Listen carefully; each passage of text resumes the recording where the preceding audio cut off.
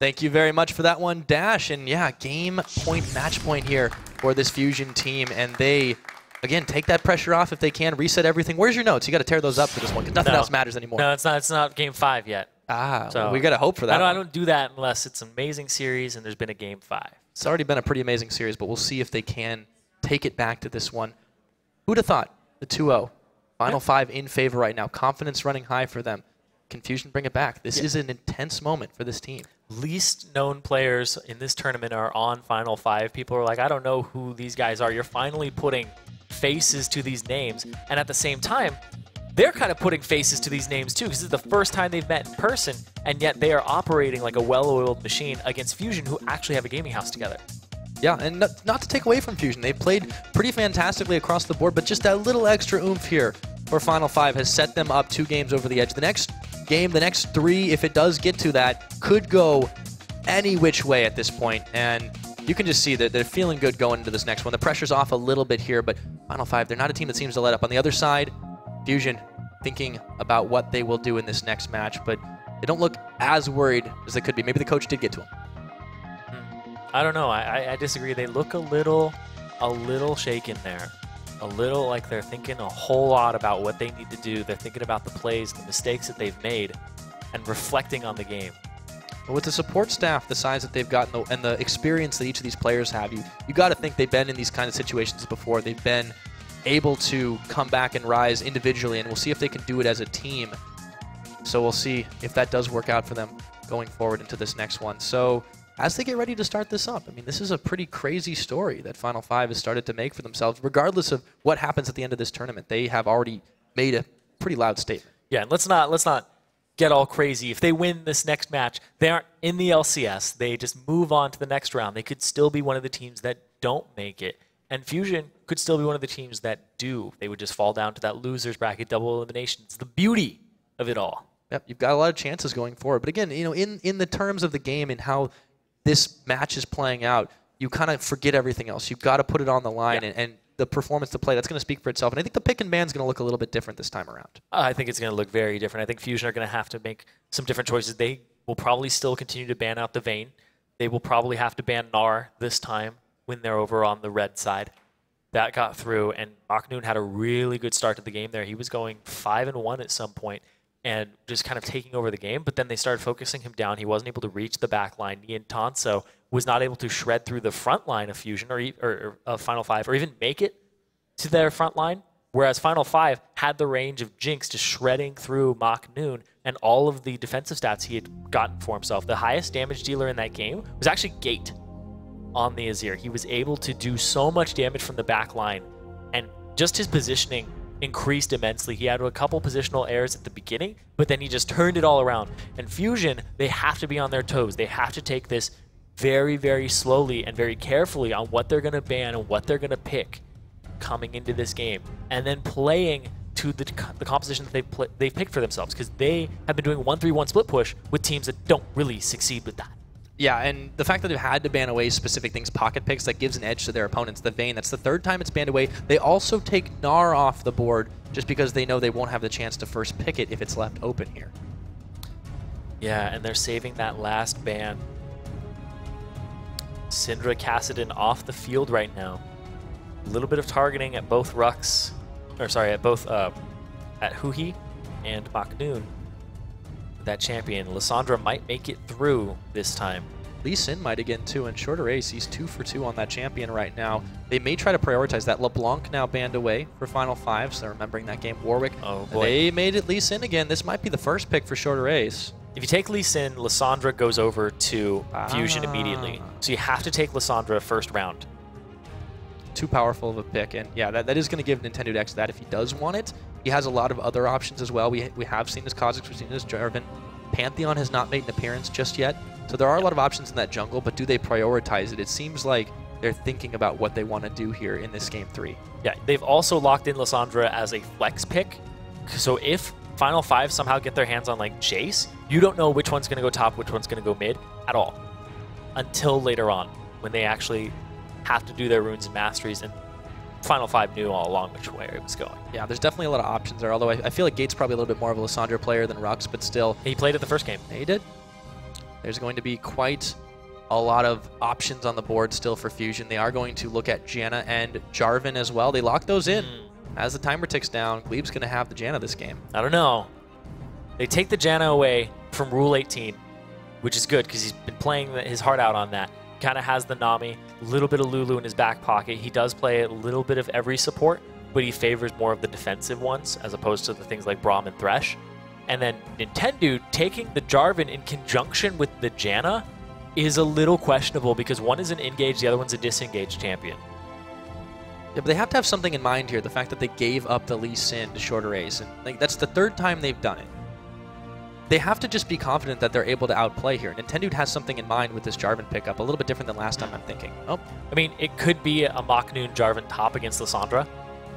It's possible that it could be. You'd have to all in her and just kind of try to blow her up early and then continue to do that because Jarvan kind of snowballs when he does get an offensive item like Hydra.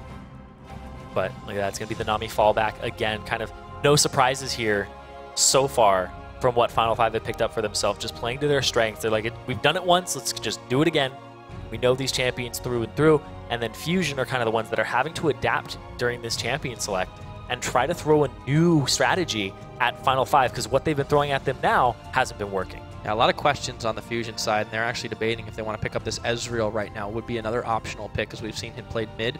The Rumble being contemplated. In the end, we'll switch back to Lucian for now. He does lock that one in, so Corki is available, and he didn't take it. Didn't take the Corki, but at the same time, it's not something that's going to be threatening here to be taken from Final 5. So if they could lock in the Corki and throw it mid, and maybe Huhi plays it, that's something that's also on the table. I think he might go with something more teamfight oriented. At this point, if Huhi has like a really good Orianna, he could throw that in there. But right now, they're setting up for these mid-game team fights on Fusion's side. Yeah, they're definitely going to try and take that and snowball it out if they can win this one. Because the later the games have gone, it tends to be Final 5 getting a little bit better. Obviously 2-0 up now, but generally speaking, they seem to have played just with a little more finesse the longer the game goes. We'll see what they take for their final 2 picks here. They still need to fill out an AD carry on top, and it's going to be another Caitlyn, as well as the Aurelia. So likely here we see Gate on Lissandra. Caitlyn is really good in conjunction with Nami because as soon as you actually release the auto attack, if Nami Tidecaller blessings you and the auto attack is still in the air, it'll apply the Tidecaller's blessing. So when you go up, you know 100% that the person is going to trade. You just increase their trading potential and give them that slow. Nice. And the CC is pretty strong here from Final 5 side. Just about everybody, even Caitlyn technically has CC if you count Yordle traps. And look at that too. The fact that they locked in the Rumble meant that they showed what they were playing top, and then they switch it around, and it's an Aurelia top and Lissandra mid. Yeah, I really like that adaptation here from Final 5, and they had that option all along, and they do exercise it here. So instead of Rux this time, it's going to be Gate playing that one in the mid. And you have to think now in Fusion, what do they take here? What does Huhi want? Or do they mix it up and do something even crazier? A lot of discussion going on here. 6 seconds, 5 seconds left to pick that last champion for them, and it's going to be a mid-Zed against a Lissandra. Yeah, that is going to be an interesting matchup here. And I can't help but thinking Fusion, they've gotten a little mind-gamed here by this set so far and what Final 5 was able to accomplish in this champion selection. Yeah, the thing here is that Gate is going to have a really good time in this mid lane, harassing Huhi over and over again, getting some of this damage off, but at the same time, when the ultimate comes out, he'll just make himself invulnerable. Exactly, and it's all about that timing, and we've seen at the level that these guys can play out that just those little inches really matter, and that's when those outplays happen. Huhi's been fantastic today, but honestly, Gate, I feel, has been better. Yes, Gate has been a lot better. Even with his split pushing in that game 1 on Zed, he showed his performance on that champion, his decision making in terms of where I need to be on the map in relation to where my team is getting creamed on the map. Because he's just like, everybody's top and they're dying. All right, time to get bottom. And he just did really dirty work there too. It was really impressive to watch his decision making on that champion. And then in like comparison to who he did the next game, was not even close. No, and his teams were in a very different boat as well. Yeah. But it was just such a fantastic job that he was able to accomplish, and it saved him. It saved his team quite a bit. And I mean, we could be looking at it one way, we could be looking at an 0-2 the other way around. Right. I mean, you never know how those momentum swings are really going to affect the larger portion of the game. And he really is a huge team player. Yeah, and Shorter Ace started getting their act together in terms of synergy later on in the game. And I actually like this setup here because you have the jungler between the mid laner and the top laner, and then you have your AD carry and support sitting together in the back. Yeah, You just want to hang together until you can do it. And also, this is where the shot calling comes into play too. The back half of the room is where the shot calls are happening for both these teams, and it's worked out quite well for Final 5 right now. But look at that, smiles all around their faces. Shorter Ace, he is all a giggle. Well, it's also funny too, because that's usually how you end up team fighting, is with your AD carries behind you. So he's like physically behind you in the room. Got to get right mentality for it. But here they go, marching out the gates. Get in front of me. Yeah, 3 members in the middle here for Final 5. And I feel like there's no need to do any shenanigans here. They're just going to start it off normal because they're 2 games up. They don't have to try anything sneaky. Yeah, the level 1s have been kind of falling flat on both sides. We've seen like a heal be blown and some damage, but like no real buff trading has happened. There have been some later jungle invades from the Lee Sin on Shorter Ace, but that's about the extent of these early game confrontations. And then we saw Prototype take it to Niantanso last game in the bot lane. He's so comfortable on this Caitlyn, and there's not a lot of AD carries that will play her in this meta. Still very strong in the laning phase, falls off a bit in the mid, and of course late, you're not going to hyper carry. But again, Final 5, they have this great trade-off of power spikes that they can really make work for them. Yeah, and a thing to consider in this top lane is that Rux is on Aurelia. I know he really likes his champion, but his worst performance in this tournament has been on Aurelia. He went 1, 2, and 0, had almost no impact on the game, and is very easy to keep down. Yeah, they're going to have to not really think about that one going forward. I mean, it was an option pick. I think it's really all about trying to get those lane counters, because Final 5, they build momentum pretty quick. Yeah, and here's the thing too, is that top lane Aurelia isn't like other top laners currently. Like, Rumble is always going to do fine with an ultimate that he places. Maokai's always going to get tanky. Mundo's always going to do his thing. Then you have Lissandra, who's always going to be a lockdown CC bot. Aurelia is very item dependent. She's very easy to shut down. And look at this, the invade coming out here. Shorter Ace is going to have to book it. Rux and him are going to double jungle. And actually going to let them start at the Gromp. Yeah. It's a lane swap here. And this is Fusion saying we don't really want to deal with that bullying lane. Yeah, they're going to get this vision out on that one. They'll have a timer. They'll have the fact that Nintendo and MacNoon are both here trying to contest this blue, and they're actually just going to prompt the buff switch around, but they took their time about it. Go away, Wolf Spirit. Hey, listen. Oh, dude, I'm having bad flashbacks now. Don't do that. Up in the top lane, Nien and Glebe are going to have a little bit of free farm, doing their best to freeze this one, and this will be one of those laning phases where we see the good old double jungle buddy system. Yep. The buddy system coming back out here. 4 men in that top lane, but we are going to see Glebe Larbu actually back already, pick up some wards for himself, and head to that bot lane. Trek down there, and MacNoon is also going to be on that journey as well. That's a nice adaptation to be able to do that a little bit quicker, and this gives Nien a decent bit of advantage, because even though he's down in CS, he can get that experience a little bit quicker. It's a nice move for Fusion, and they need to get any edge they can in this early game. Here's the thing, though, is how used to lane swapping is Prototype and compared to Nien at this point, because this is a lot on the AD carries and their wave manipulation. You can see that the top lane has a huge wave actually pushing towards Niantanso, whereas this bottom wave isn't frozen at all. It's actually pushed up. And they're moving so many people down here, because Rux is just doing his job to zone while Shorter Ace and Relay Team take that blue away, or rather trade it right on back. And Prototype, yeah, he's doing fantastic just in the solo position. There's really no threat here to get taken out early. He shoved it out. Niantanso's freezing this. So MacNoon's actually getting more experience than Rux has been getting at this point, even though Rux has been double jungling. And so now it's going to be up to Nien to kind of zone Rux out, keep him away from these creep waves. But look at this, MacNoon, you just stay under the turret and continue to get experience. Already level 3, playing the lane swap slightly better. They are banking, however, on a Prototype getting a little bit bigger here. He does have the CS advantage by 6, but it's really not all that consequential to start this out if it can start evening up. And yeah, MacNoon, if they let him get rolling, he has shown he can be a top carry, or bot in this case. Yep, and at this point, they're just going to have to zone him off. Look at this Nintendo coming top, but there is a ward for him. That's going to ping Shorter Ace, actually. He wants to maybe take a fight here. He did pretty solid in the last game dealing with Nintendo. They're thinking of baiting it. They want a skirmish. They do. Oh, looks like Rux might give that one away. He's forced to swag flag back to his own jungle. Swag flag. Let's not ever call it that. Ever again. I'm okay with flag and drag. Just as soon as there's swag, things just get out of control. That's true. You get hit in the head with the flying Poro. It's all fun and games till somebody loses an eye to a flag and drag. I mean, a swag flag and drag. Yeah. And now you're just adding them together. Swag, flag, drag. No. Yeah, I think we'll scratch that one off the books. Yes. Nintendo gets his own red buff there, and he goes right back in for round 2, looking for Glebe. Is waiting in the wings as well, but Rux is going to actually just start his roam out. He really can't get a whole lot of experience off of this, and he's already behind MacNoon, so he's going to see if he can do something a little more for his team. Actually might move for the Gromp. I'm not sure what he's doing now. He placed himself that pink ward, and then he's wrapping up around so he doesn't take an unsafe route. Continuing to besiege this bottom lane turret.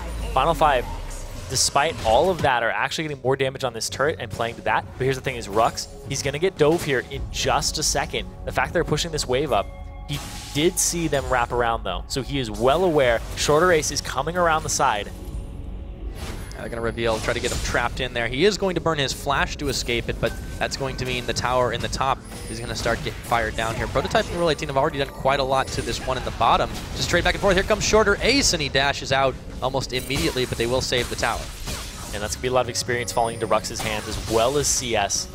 Really good job on this Aurelia so far. Yeah, he's been able to keep up and up considering how shut down they've tried to make him. Now Gate, the all-in is happening. He's going to flash. Level 6 the death first. mark's on. Oh, he's in tower range. He's actually going to be able to dash away. And Gate chugged that potion, staying alive, and Huhi gets nothing. Gate still has Ignite on him too. He didn't even try to go for the counter kill. He's just trying to survive. Yeah, he really played that escape quite well, and Huhi just blew everything he could to try and get him down. This bottom tower should get fired. No first blood at 6.5. That might be the latest one we've had so far. Now Rux, though, he's getting chunked down. Oh, Nien, he gets stunned in tower range, but the Ignite is ticking, and that's first blood for Nien. Tanso finally happens as soon as I said it, I know. You cursed it. But at least you got to say it before it happened. True that. That's going to be that turret falling down in bottom, but this top lane turret is going to fall to the same fate because there's no longer a top laner there. Rux getting just destroyed for that first blood.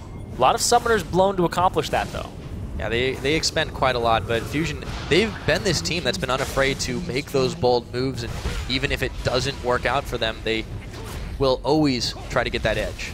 I do want to touch on what happened in that mid lane. Gate didn't use his Ignite. It could have possibly been a kill onto Huhi if he had the presence of mind to get it off, as opposed to just trying to keep himself safe. But Huhi hit level 6 first. He was able to get the death mark off, and it almost looked like it was going to kill, but then he got zoned off of it. So now Gate's level 6. Gate has this advantage because he has his ultimate up. Also, it's the advantage over Zed that he needs. He still has his Ignite too. Goes for a needlessly large rod first because he's going to start making his way towards that Zonia ASAP. He doesn't even want the Morellos just yet. He's going to manage his mana as much as he can and not have to rely on that. Yeah, on the other hand, Huhi has been forced to pick up the Hex Drinker here. A little bit of a defense against that magic damage, but all the same, still, Gate can get to a really, really bursty potential.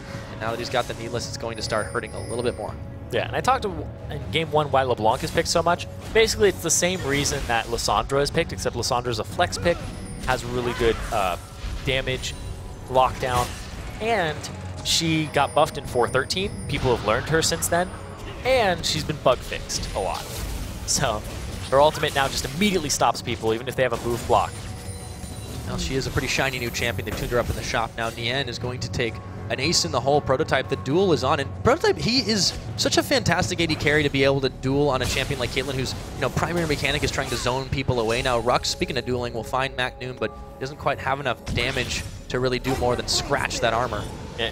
Rux going for that maxing W first build, hoping that his items just roll on in when he gets that Trinity Force.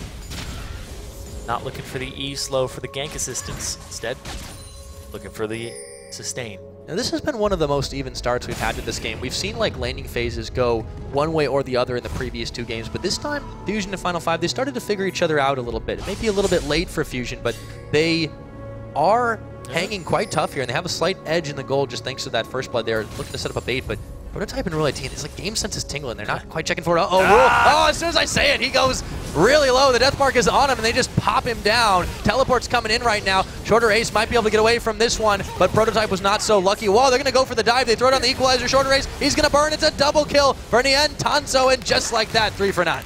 A really, really big play there, and at the same time, Gate, he's going to have to push this mid lane down, try to get something off of it, because it might just be the dragon in the sights of Fusion, and yes, it is going to be.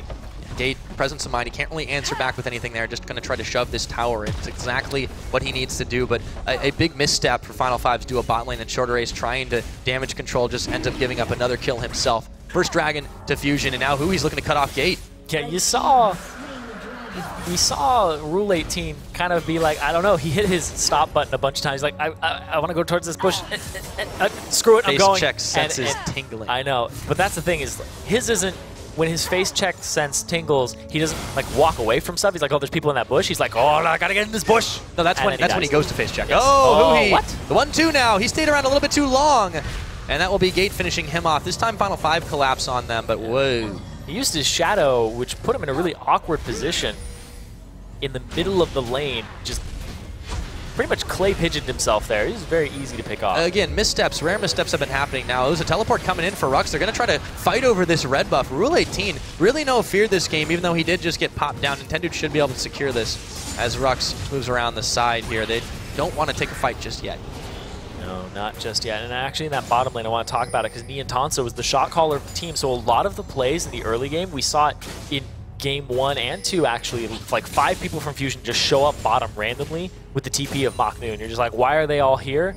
Because the shot caller is calling these shots in the early game, and that's where they will happen. When the jungler's the shot caller, he kind of makes like objective plays and things around there. When the AD carry is the shot caller, brings people to the lane and then tries to bring them to the fight. Oh boy! Oh, raining it down. Yeah, they were trying to, but Gate, he puts up his umbrella, moving away at the last moment. Maknoon with that clutch equalizer nearly picking him off. The prototype's coming here to defend the lane, and then really, as soon as the laning phase ends, these guys just go ham. And Short Race gets a kickoff. The Tanso trap. They didn't even need the bubble. Shutdown. Prototype getting it. In the cage he goes, though. And the Lancer back 80 carry for 80 carry. And Shorter Race goes down to boot. This mid lane might be Fusion's. It looks like they're going to have to back off of this. Rux is right on the side, and at the same time, Huhi is pushing the bottom lane. Gate is already on his way there, though.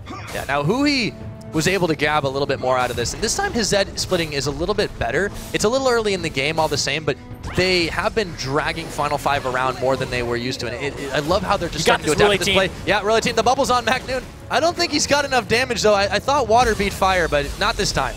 Oh! Ouch. He cooked him. Yeah, but Rux will answer back there, and now they're going to try to make some plays in the bottom. They do take down Gate, and they look for this tower. Fusion is going to grab something here. 2 for 2 towers. It's 12 minutes in, and we've got yet another bloody games. Irene. Yeah, Rule 18 going a little too hard there. He was kind of pan-seared on that one. But man, I don't know why you would duel the Rumble there. Rux was pretty far away. And then the bottom lane, Gate now has his ultimate up. Now would be able to buy more time. But the fact that Fusion were able to exploit that window and get that turret was really good. Yeah, and they're also able to peck away a little bit more at this mid. Shorter Race is there. He's threatening. He has the Sonic Wave on the minion, but man, he just eats so much abuse from Nien Tanso. That threatening. Not anymore. So threatening. Half HP. I'm coming at. Oh, you called my bluff. Not enough fancy feet to get out of that one, but yeah, Fusion now, they're up in the kills, they're up in the gold, 2,000 here at 13 minutes in. The Dragon was already taken, of course, it'll be a while before that one comes back up, so Final 5 looking to defend in the meantime, but Fusion looking to press this edge that they have. Yeah, Final 5 up against the wall a little bit here. They really want this one, Fusion does. It's only a 2K difference. That's like the big thing to consider here. Is it's only a 2,000 gold difference. Bunch of traps right there. Step on a trap. Get hit by a bullet. Step on a trap, break your mother's back. Not this time. Nope. Fusion, you can see that they're playing with this like very renewed intensity. They were very intense before, but now they might actually get hit up just a little bit. Glebe, whoa, he was pulling a Rule 18 right there. Yeah, not quite as Rule 18-y as Rule 18 is. He just walks up in the bushes. He's still going for it. Where you going? Got to get back to heal up some of that damage. Prototype defending the second tier tower quite well, but again, you see Fusion just trying to grab any edge they can. They know they have Rux up top. A bit of the stronger mid game, and they're trying to work their way into it as strong as possible. Here we go, Huhi on the retreat, but no one else is following up. Short Race, hey, we might have a smite fight. And this red buff being contested, there are 2 traps there, so they want it in their favor. Look at that.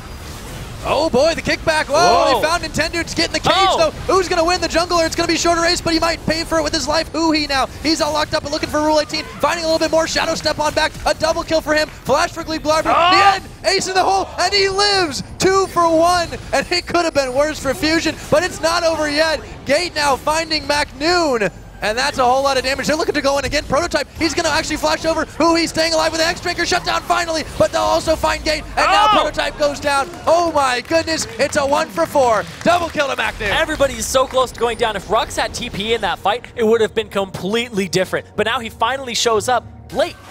It's a graveyard for him, and all he finds is just one of those mini brambles, and he's going to take it a poor consolation prize. Let's take a look at that again. Yeah, really big here. Short Race kicks him back, takes it, but then when he W's, he gets stopped by the Cataclysm, just short. They end up picking up Nintendo, but the fact that he got stopped by the Cataclysm allowed Huhi to close that distance, because he would have been about 4 Teemos to the left of that. They end up getting almost Niantanso just by the skin of his teeth. That's why he's running a potion right there. Very important. And Huhi decides to come back in. Buys a little extra time because he gets hit with a spell. He has that, and then boom, red buff is enough. Goes for the net instead of going for the risky crit there. And that is a heartbreaker for Final 5, but for Fusion, it's a massive sigh of relief, and they just do so well in cleaning that up after the fact. That is classic Nintendo. Jump in. I don't care if I die. My team is going to mop you up. Yeah, Maknoon came around that corner at the right time. Gate still a little low on the mana, but that's what he had to do to get that Zhonya's Hourglass, right? If he had the Morellonomicon, he would have been in much better shape for the remainder of that fight on Gate side. Phenomenomicon. Do. Yep. They're dancing over the dragon. It's appropriate to have some music. Yeah, the double trap in the bush just gets me every time.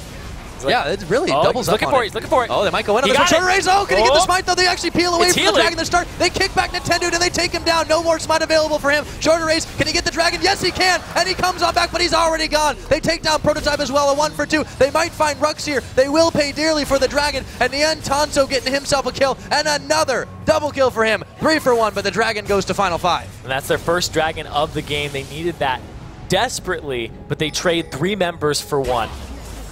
Huhi very low, but he's going to be able to back off of this, or at least split push that bottom wave and get some HP back. Is able to answer back a little bit more. This time his Zed play has been pretty spectacular. That double kill earlier on in the fight, just being able to zone off and get those assassination targets primed there. Maknoon now moving around the side. They really want this tower, but the defense from Final 5 has been too much so far. All the same, Fusion mounting a pretty serious gold lead in this mid game where they have their power spikes. And Maknoon not doing too well in the CS department, but he's sparming champions. It's quite all right, 5 and 1. You know, he had a pretty rough time in the KDA department last set he played, but he was camped pretty heavily by enemy, and this time they've sort of left him to his own devices, and he's really making noise. And a really big part of that previous fight was Short Race got the kick on Nintendo out of the pit, just really showing off his Lee Sin prowess there, and just killing the dragon himself. Niantanso was just pumping lead into him the entire time, but under pressure is able to deliver the smite on the dragon, which is what they wanted, because if he hadn't have gotten that, it would have just been a win across the board for Fusion. Yeah, and Fusion did pretty good damage control on that too. The moment that they saw the Sonic Wave connect, they all peeled off the dragon and said, okay, we're going for the fight right about now. And that really, that context switching, that only can come from the experience. It just was such an instantaneous reaction. Yeah. Fusion really wants to fight you. That's what I've been noticing about this team, is they want to fight you, but sometimes they aren't all grouped up to fight you. A little bit overly aggressive, but yeah, they sometimes are baited into Final 5's trap. This time they've still got a massive lead in kills, and they've got that gold edge right now. 2 dragons to 1 right now, and they will keep going. I think it's actually, sorry, just 1 dragon to 1. A little early in the game for 3 dragons. Yeah, it's 1-1 in dragons right now. Looks like, once again, this happens every game. They leave the mid wide open, and it just gets shoved down by Final 5. Oh, and a great wave. Rule team, he might go down for this one, but he gets a bubble off on Maknoon. Maybe they can take the fight backwards. The teleport in for Rux. Ace in the hole. Maknoon's a little bit low. Here comes Shorter Race. They want him. The equalizer's down there, burning away, but Gate's already there. I don't know if they got the damage for this one. Nien is going to take down Rux, and they just have too much. Maknoon with the shield staying alive, and it could have been quite worse right there for Team Fusion. Yeah, we saw the ultimate come out from Gate, but it just wasn't enough to finish off Maknoon. He gets out of there. His teleport is almost up as well, and they're actually going to get this turret in the mid lane for Fusion. Yeah, it really looked rough right there. Final 5 looking like they're going for more. Maybe they are actually going to get dove on. Prototype with the death mark. It wasn't enough damage. He couldn't finish him off, but he still gets away. And they take the 1 kill advantage and the tower, looking for a little bit more, but greed does not always buy you what you want. No, it does not. Sometimes it buys you an early coffin, too. Back to Fountain, at least for Rux. He's back 25 seconds before the Baron will initially spawn. I think it'll be a while before either team is starting to look at that one, but it has been a critical part of this set for both teams. Big thing about that dragon is we saw Final 5 get 1 last game very early on, and they kind of closed the game out off of it. They got what they needed. We saw Fusion in the first game get some Barons for themselves, but they didn't seem to know how to properly use it. Like, they like to 1-3-1, Like they're doing it right now as I say that. They love to 1-3-1, just regardless of what champions they're playing, and split. But then Final 5 just do a really good job of catching them out while they're doing that. Exactly as you say it right now. MacNoon getting double teamed by Rux and Shorter Ace. He's got nowhere to go and he's got no flash to use. They're just trying to buy a little bit of time for Huhi, but he's taking way too long here. And MacNoon, he might be able to run his way out of this one, but Shorter Ace is not keen on letting that one happen. They're just taking the slow burn, and it's going to be Rux picking up the kill. Meanwhile, Fusion is grabbing a little bit back in the jungle. It's a kill for what looks like it's just going to be a red buff falling over to Fusion here. And now the collapse. It's a 4-on-5. TP is up, but you'd have to keep this fight going for 15 seconds. Mark's on Prototype, but they really Rux can't get is in there. there. Whoa, he does take a lot of damage. Now Huhi has just avoided the wave. He doesn't have to ride anything today. Gate, though, ace in the hole on the end just to try to zone him off this tower. Final 5 can defend, but they're blinking health bars. Prototype and Rule 18, how long can they really survive here? They've got it back. Rux is in the top. They might just give this one up. Huhi's going for more. Gate, oh, he's got his Zanya's on teleport coming in for MacNoon. They might find Glebe. Here comes Shorter Ace. He doesn't have the damage. He goes down. That's the end. Tanzo picking him up. Rule 18 flashing away from MacNoon, but it might be all for naught. They take him down. It's 4 for none on this one, and they get the tower. And that's a big thing too. I said it was a 4-on-5. It was actually a 4-on-4 because Rux was still in that top lane, still continuing to push it. He does get a turret for it, but look at this. You're trading tier 1 for tier 2 at this point, and some possible damage. They might lose more. The lasers are burning, but Nintendo's perfectly fine with this one. The death timers are still ticking, and it's only Rux he's not backing. They will be able to get this tower down and get away 2 towers and the 4 kills for just the 1 outer. Yeah, it's a great trade for Fusion right now if they can get away for this. Oh, in the end. Over the shoulder. Oh, yeah, okay. Parting shot. Wow. Just he's not out yet. Uh-oh. Round 2. We might go in. Lee Sin. He's going to get it. Uh-oh. He got baited. The Lee Syndrome was too strong. And Nintendo X says that's just fine. I'll one to you. And look at that Rule 18. Still like, come back. He wasn't done. He placed a ward over there. They're attacking, I believe. Rux. Ooh. Death Mark was close, but not enough. Well, not even close. I mean, he got it on, but that's about it. Oh, yeah, that's about it. Yeah, MacNoon could interrupt this one, but... Where'd he go? Where'd he go? Oh, he's getting juked. Too late. Sometimes backing in plain sight is the best place to back. It's just what your opponents don't expect. Exactly. Look at that dragon coming up right now. Final 5 already in position. Nintendo's going to get there first before Shorter Ace, and that could be a problem. And they spotted him too. They know he's coming because of that ward that they got on the way out. Now they're trying to keep the dragon on their side here, but if it does come to a smite fight, Nintendo, he has experience in this one. Shorter Ace trying to get the zone out. Oh yes, he's able to do it. Yep, that is going to be it. And all they need to do is get out of this one. Gate taking a lot of damage off the back of the Culling, and Fusion just can't react in time. They're going to try for it. Does he have the Cataclysm? No, he doesn't. Equalizer's down. They're going to send the wave out. Maybe they have enough damage, and now it is Fusion trying to retreat, but he steps on a Caitlyn trap. Nintendo X going down. A dragon and a kill. How's that? Good. Awesome. That's how that is. There's no tower to take for Final here, 5. Yeah. Final 5, they end up getting the dragon, and they end up getting that kill. And now they're going to start pushing down this lane. But at the same time, Ian Tanso, Glebe, pushing down the mid, trying to answer, picking up Final 5 style. Yeah, the same game that they've been playing. They've just learned and adapted to it. It's like they're evolving mid-game, and they'll be able to take down that inner turret. Nice damage between Nien and Glebe, and they will just back on out of there. Or will they? Shorter Ace. Whoa, buddy. Those wolves are not free anymore. And traded a turret for a kill and a dragon. So they're doing pretty well in terms of trading objectives here. Rux actually showed he could duel Huhi. He has those items. I talk about how it's an item-dependent top laner. He's in a good spot. You mentioned in another game how really these teams kind of work at just countering each other's styles, and it just goes so back and forth. That's why we've had 3 close games now, and it's just really incredible the level of finesse that they're able to do it at consistently. You'd think that after a point it just gets tiring, they just start making mistakes, and there have been a couple of them, but still the level of play that both these teams are at is incredible, and I bet you anything LCS teams, they're watching this intensely right now. Yeah, I don't know what to think, because right now, ooh. Yeah, right now on 4.20, having 8K gold up. No. Oh, the face checks. Oh, but it's Gate. He's got his ulti. Oh, and he's going to use it. Yep, that is going to be the solo kill, shutting down Nien Tanso. Oh, he's burning. Everybody's coming for him. Yep. He might be in trouble. There's some revenge. Oh, teleport. Wow, they might take a fight of it. Rux is here. He's got red, so the autos. They're going to follow up on him. Nintendo Dex, he wants to find it, but MacNoon, oh, that was a timely Zanya's, but he might not live through this one. It's a 3v2. Nintendo just turns and jumps right on gate, and it's Rux all alone. Nami. He does manage to pick up Glebe. They might find more. It's a 2v2 now. MacNoon, no wave to ride, but Rux is going to take him down a double kill. Can he pick the triple? Nintendo in full retreat, and the flankers were flanked in this one, but there's Hui in the bottom, just trying to take himself an inhibitor. Nintendo buying time for his team.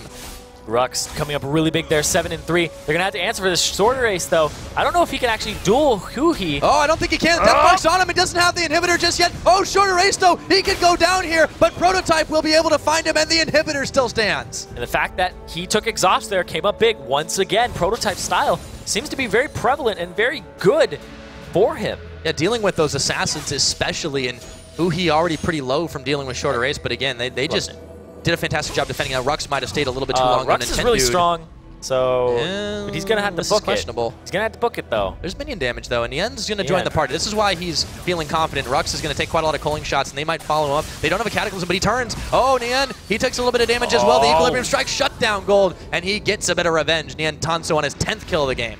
Yeah, like I said, I was going to make this point before, but the fact that it's 4.20, if this was 4.19, or even before that, when you see these types of gold gaps at 7,000, 10,000, 8,000 gold, you're kind of like, okay, one team is very close to ending the game. One team is like very, very close to ending the game. I'll just put it that way. I don't have to add on.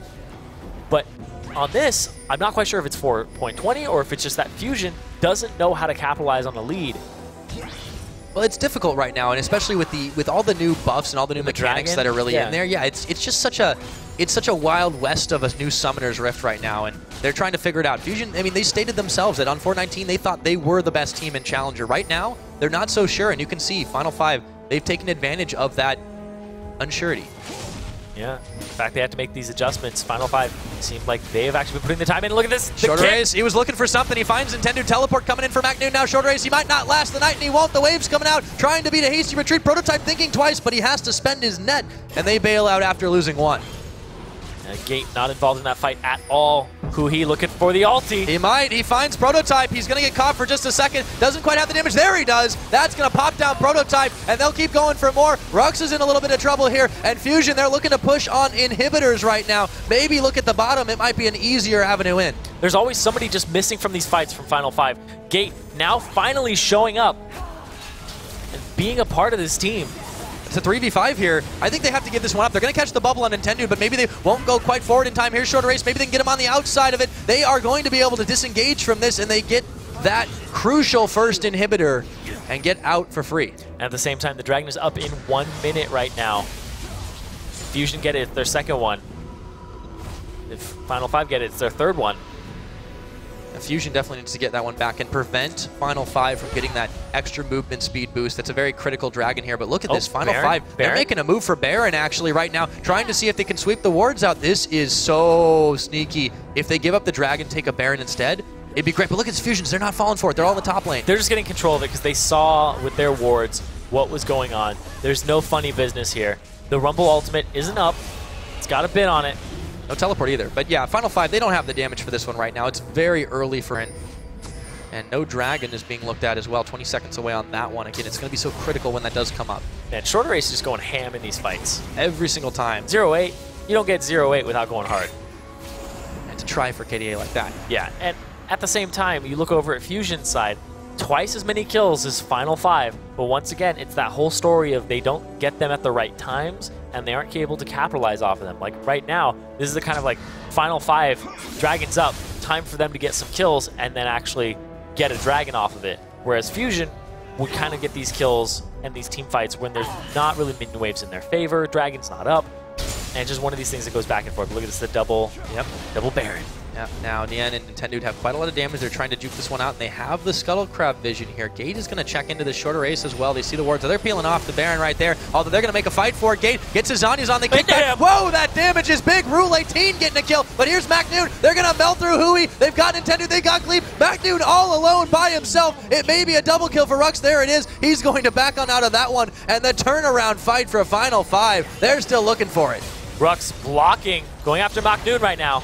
He might be able to take him down. Rule 18 so instrumental in that one. He just waved him up against the wall, and he might be able to find himself dead in a moment, though. But, whoa, they'll trade 1 for 1, so it is a 2 for Ace there. And they sent Gate back to deal with these minions in the bottom side, but Shorter Ace, he's perfectly fine to take this dragon solo. Man, before that fight started, there was about a 10,000 gold advantage in Fusion's favor. And this is just what I was saying. They take these fights, but watch this kick.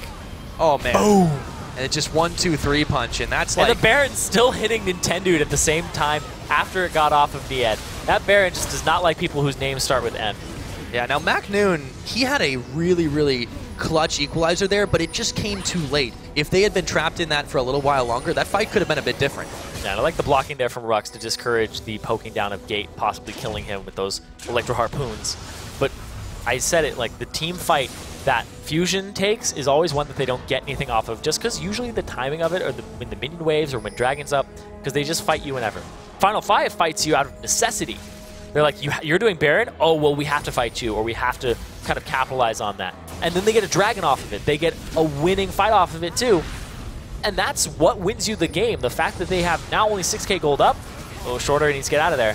Yep, he's able to beat a retreat. Again, yeah, it's been that objective mindset that's netted them 2 games so far, and they keep trying for it. They may be down 3 turrets in this one, but they're doing a miraculous job defending, considering the deficit and how strong Fusion started. And for the Fusion side, it's got to be so frustrating that they're down 2 games. They're playing out of their minds right now, and they're still getting driven back. You know what's really frustrating, too, for Fusion is the fact that they have to ban Vayne against Prototype, but then that leaves Lee Sin up for Shorter Ace.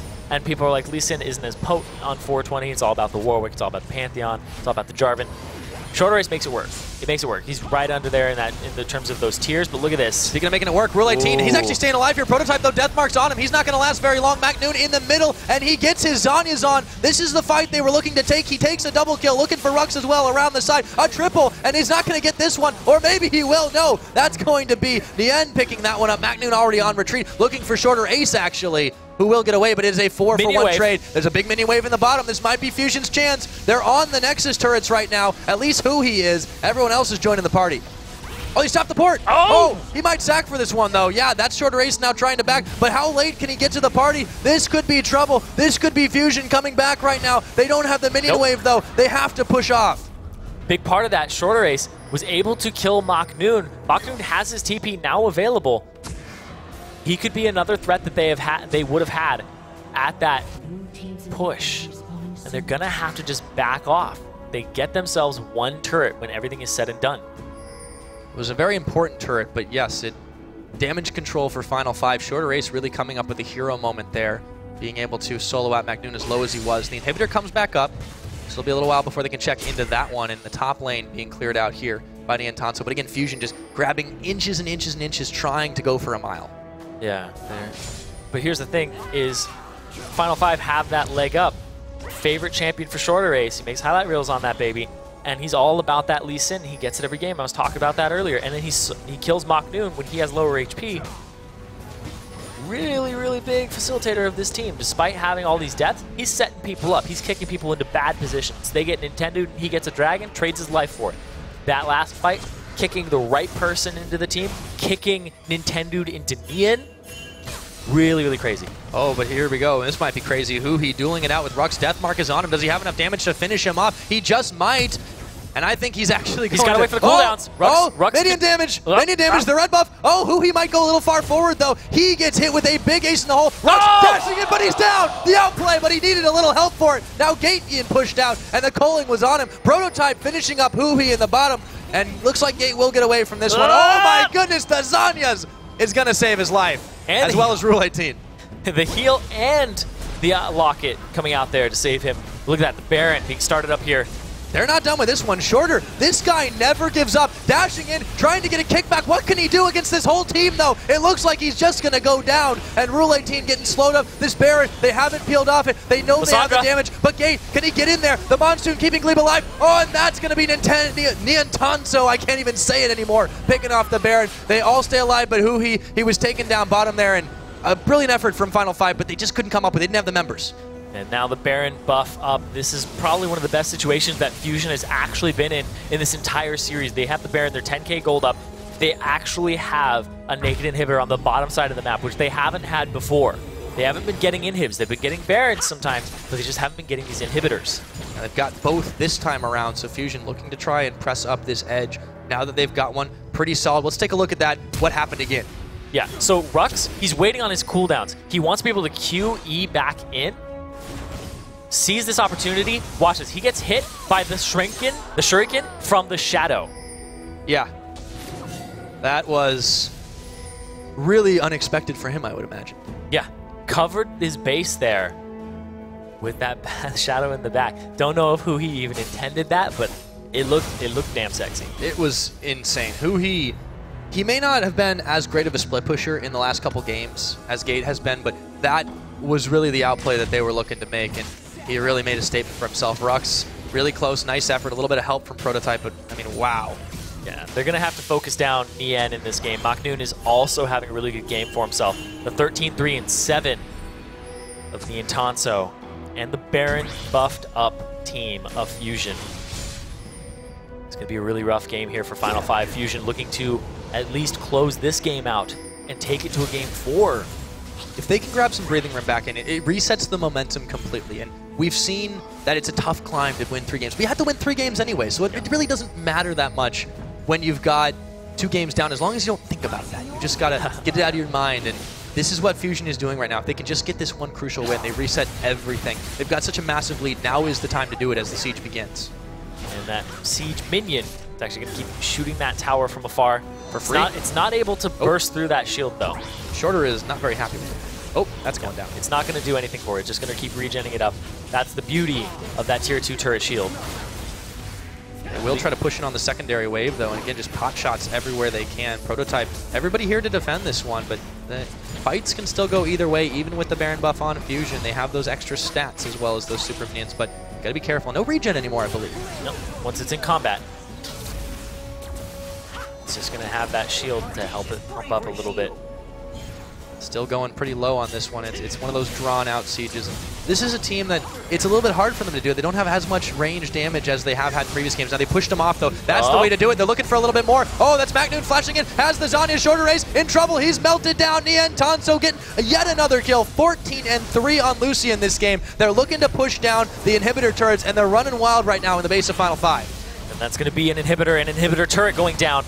And they might have the base in their sights, but they don't exactly have the minion wave to deal with it just yet. They're going to rotate down towards the bottom to get themselves another inhibitor. And this is the safe bet right now, and it's really hard for them to contest. No shorter race. He's been the wild man diving in there. Ace in the hole, but again, that's a parting shot. They get out. They got 2 inhibitors. They keep on going, and Fusion rock and roll on in. Yeah, they got to go get that dragon right now. Get themselves their 2nd dragon of the game. Stop Final 5 from getting their 4th one. It's a full 360-degree rotation the way that they looked at it, starting out in the top, moving all the way down. And they should be able to get that one all locked up nice and neat. No reaction available from Final 5, and this could be a rough game for them. If they go back to top lane, it'd be a 360. Okay, it was a 180. They'd have to go back to where they started. Just saying. All right. I'll give you the angles. At the same time. Geometry was not my best subject. Okay, I could tell. Anyway, so Nien Tanso, he's been doing really well this game, 14-3-7, living up to his words. This game, past game, hasn't been going his way. And now Prototype not having the greatest game of his life either as compared to the last one. He has been the main target, despite not being like a huge Fed member on the team. They're still going for the AD carry here from Fusion with the dive that they have and the zoning that they have from the Rumble Ultimate. Prototype basically got no auto attacks off in that last fight. Well, they do know his carry potential, and they've been keen to not allow him to get up to it, especially what he did last game on Jinx. Yes, that was a hyper carry champion, but on Caitlyn, he still proved pretty deadly, and they just haven't given him the same leeway as he had last time, able to take pot shots continuously at this Fusion team. As a result, they've maintained this lead a good chunk of the game now. We see Huhi running the elixir on himself there of Ruin. He wants to destroy turrets. He wants to just get these minions with that increased movement speed to the base, able to just wreck these turrets if he can get to them. There we go. Starting out the siege in the middle. This is the last thing that they need to start taking to complete this one. a slow, methodical march will it be for Fusion. That's what they're looking for right now. Minion waves pushing in the top, pushing in the bottom, but they don't want to take any unnecessary TP from dives. behind. Yeah, that's going to happen right now. They want to take the fight. Deathmark's already on, though. Prototype can't get involved in this one. The Monsoon keeping Glebe and everyone else alive. Maybe not for much longer. Huhi is going to take down Prototype, and Gate, he's going to surely follow a double kill going over to Huhi, and it's a 2-for-none advantage right now. They can start pushing this mid. This game could be over if they can't defend. There are so many minions here, and they're going to get just this extra buff. Huhi's going in. They're going all the way forward. Oh my goodness, they just melt down those health bars. That equalizer, so clutch coming up in that one. That is going to be game. Fusion answering on back, and we're going to game number 4. Fusion keeping themselves calm, collected, and able to come out with a victory there. Not as much jubilation as when Final 5 were winning, because just Final 5, against all odds for the most part, have taken 2 games off of Fusion. And Fusion, like I said, they have all the hype behind them. Final 5, they're just trying to build it. Yeah, they are sitting there trying to think what goes on next, but you can see the emotions don't seem to factor as much into it. It's very much a controlled style, and Fusion, they're happy they get one back, but you can tell they're still intensely concentrating on it. So going forward again into this next match, they've got some breathing room. They only need to win 2 more now, and everything's just reset. Everything else is off the table, but they've got a climb to make still. Yeah, I was not as convinced by Gate playing Lissandra as I was Rux playing Lissandra and Gate on other champions, because Rux kind of fell into this Aurelia split push role that wasn't as effective as you would want it to be on Aurelia. Like, he did get Huhi one time, but he stopped the enemy split pusher. And then the fact that Lissandra on Gate wasn't as much of a team fighter, like kind of team fight captain that comes in and just starts the engagement. He's more of a, okay, I want to be a mid laner and blow people up. So their damage was actually a little bit on the lower side overall. Yeah, they kind of, really weird, they swapped roles there, and it didn't seem to suit them as much. And I mentioned in the champion selection that they kind of mind-gamed out Fusion. I think they kind of mind-gamed themselves a little bit, and it played not so much to their strengths. Yeah, it's one of those things that when you go through a champion select, you kind of want to game the opponent, but then you don't always set up what you had for yourself. And Gate, you know, I'm sure he's a great Lissandra player, but at the same time, his Azir was mind-boggling. Rux's Lissandra was really good, and they still had the option to play the Lissandra into the Rumble and just have a farm lane. Yeah, really, really well played all around, though, from both teams, I want to say. Just, again, it was another close game. It was a lot of back and forth.